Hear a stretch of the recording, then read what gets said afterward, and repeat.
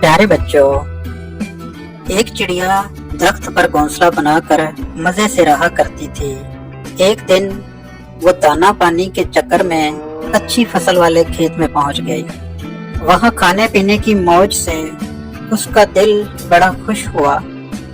उस खुशी में रात को वो घर आना भी भूल गई और दिन वहीं गुजारने लगी।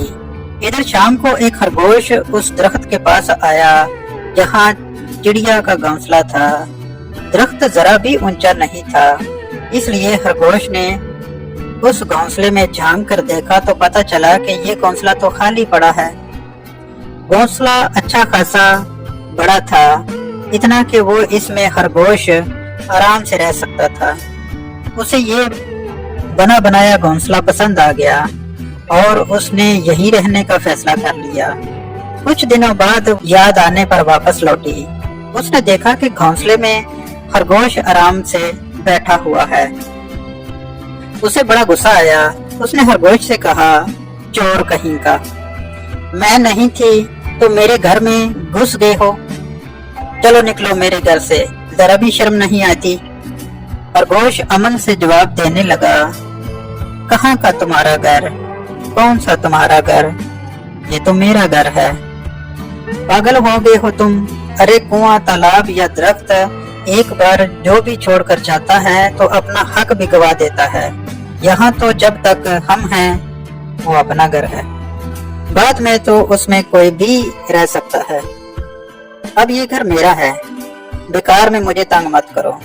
ये बात सुनकर चिड़िया कहने लगी, ऐसे बहस करने से कुछ हासिल नहीं होने वाला।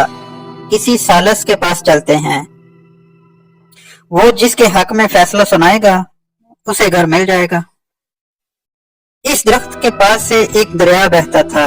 वहां पर एक बड़ी सी बिल्ली बैठी थी। वैसे तो ये बिल्ली इन दोनों की पैदाइशी दुश्मन थी, लेकिन वहां और कोई भी नहीं था, इसलिए उन दोनों ने उसके पास जाना। एहतियात बरतते हुए बिल्ली के पास जाकर उन्होंने अपने मसाइल बताए। उन्होंने कहा, हमने अपनी उलझन तो बता दी, अब इसका हल क्या है? इसका जवाब आपसे सुनना चाहते हैं। जो भी सही होगा उसे वो घोंसला मिल जाएगा और जो झूठा होगा उसे आप खा लेना। अरे अरे, ये तुम कैसी बातें कर रहे हो? तशद्दुद जैसा गुनाह नहीं इस दुनिया में। दूसरों को मारने वाला खुद जहन्नम में जाता है। मैं तुम्हें इंसाफ देने में तो मदद करूंगी, लेकिन झूठे को खाने की बात है तो वो मुझसे नहीं होने पाएगी। मैं एक बात आप लोगों को कानों में कहना चाहती हूँ, जरा मेरे करीब तो आओ। खरगोश और चिड़िया खुश हो गए कि अब फैसला होकर रहेगा। जब वो उसके बिल्कुल करीब गए तो उसने खरगोश को पंजे में पकड़कर मुंह से चीर कर नोच लिया।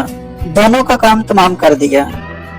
अपने दुश्मन को पहचानते हुए भी इस पर यकीन करने से खरगोश और चिड़िया को अपनी जानें गंवानी पड़ी।